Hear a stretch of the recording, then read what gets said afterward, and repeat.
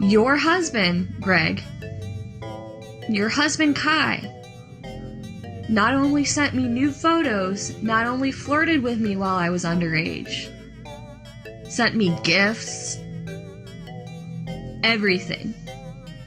Also, briefly hid me and our friendship from you.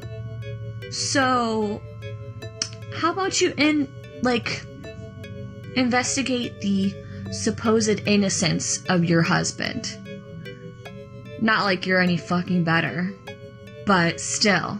I've already made one video reflecting on the peculiar extent to which people seem to avoid blaming Kai, Onision's husband, also known as Onision's wife, the mother of his 2 children, but who now identifies as a transgender male. People seem to avoid blaming Kai and place all of the blame on Onision.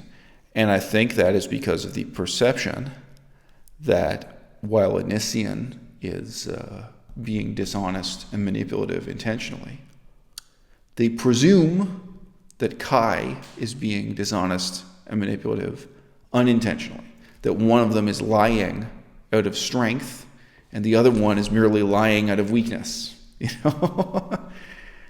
And I think it's really worth reflecting. Lying out of weakness, doesn't that make you a worse person and not a better one? Kai talks about running away with people as manipulation. He's become as manipulative as Greg. I do believe that more than likely is true at this point. What upsets me is Sarah doesn't deserve to be treated like this. Sarah was made to feel like this was right from a young age, as was I. And what we didn't realize until we got older is this is not right. There is a philosophical dialogue from Plato featuring Socrates that's called the Lesser Hippias. In this philosophical dialogue, the question being bandied about is ostensibly whether it is morally better to lie intentionally or to lie unintentionally. If a man runs slowly in a race as a kind of contrivance, as a kind of intentionally deceptive plan, then it must be that he has the potential, he has the ability, he has the strength to run quickly in the race. He's just choosing not to. So the race is fixed for some reason, for some evil purpose. He's pretending to be slow when in fact he could be running quickly.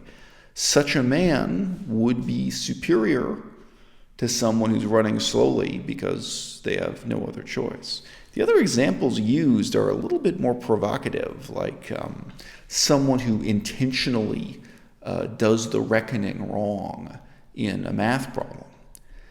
They must have really mastered the art of arithmetic. Someone who deceives you with geometry, someone who could, solve a geometrical problem or use geometry to some purpose, and who misleads you, they must have mastered the art of geometry, whereas someone who just can't do it at all, they can neither come to the right solution to the problem, nor can they come to the wrong solution, nor can they deceive you. So the whole dialogue is playing a kind of protracted word game, and there's a lot of comedy, there's a lot of odd things in there, but it's still getting at something we can all relate to. Many years ago, during a very dark and lonesome period in my life, I read the autobiography of Charlie Chaplin, the actor Charlie Chaplin. And you might be surprised to know there are a lot of odd philosophical reflections in the autobiography of Charlie Chaplin. At one point, he recalls spending time with a sort of circus performer in the theater. This was when Charlie Chaplin was a very, very young man. He hadn't yet become rich and famous. And this circus performer had devised a trick, an act, where he would balance a pool cue, the type of stick used at a billiard table. He would balance a pool cue on his chin, straight up, and then using his 2 hands, he would throw one billiard ball up and have it land on the top of the pool cue and balance there, remain there on top of the pool cue. And then he would throw up a second ball, and it would balance on top of the other ball, and he would, stand there wavering back and forth, keeping it all in balance, just using his chin. Anyway, so Charlie Chaplin witnessed this guy rehearsing and perfecting this act. And then the circus performer showed it to the head of the theater, whoever it was he was auditioning for.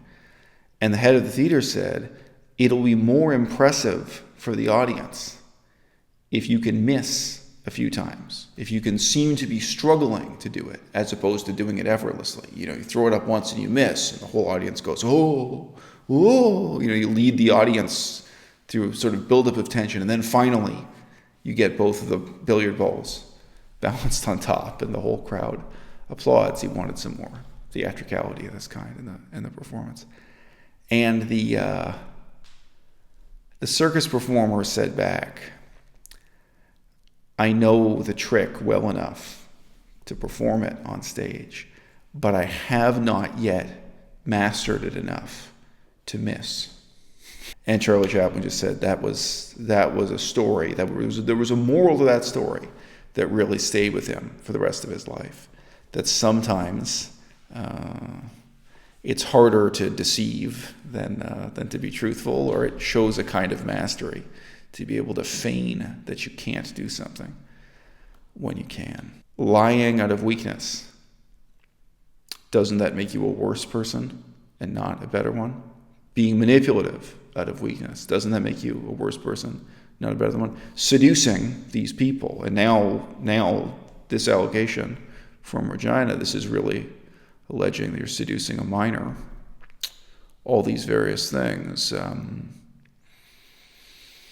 If someone were doing that out of weakness, if someone were doing that involuntarily, not as a kind of canny and intentional act, wouldn't that make them worse and not better?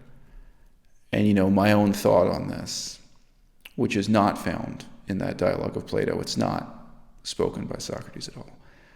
The person who lies to you and deceives you intentionally, the person who's aware and conscious of the act, the person who's in control, they are better in the important respect that they can learn from the mistake and they can change. The person who does evil things involuntarily, the person who lies or gives into desire, whatever it may be, out of weakness rather than out of strength, there's no way that they can change. And there's no way that you can improve their behavior by reasoning with them. What is evil? Being self-centered, being self-indulgent, giving in to short-term thinking, refusing to think through the long-term consequences for yourself and others, in practice, in our personal lives, and even in politics. Most of the time, it's close enough. It's close enough to what evil means. And yeah, some people do evil things out of strength, and some people do evil things out of weakness. And there's a natural tendency to make excuses for the weak. But the strong at least are susceptible to improvement. The strong are easier to reason with. They're easier to change.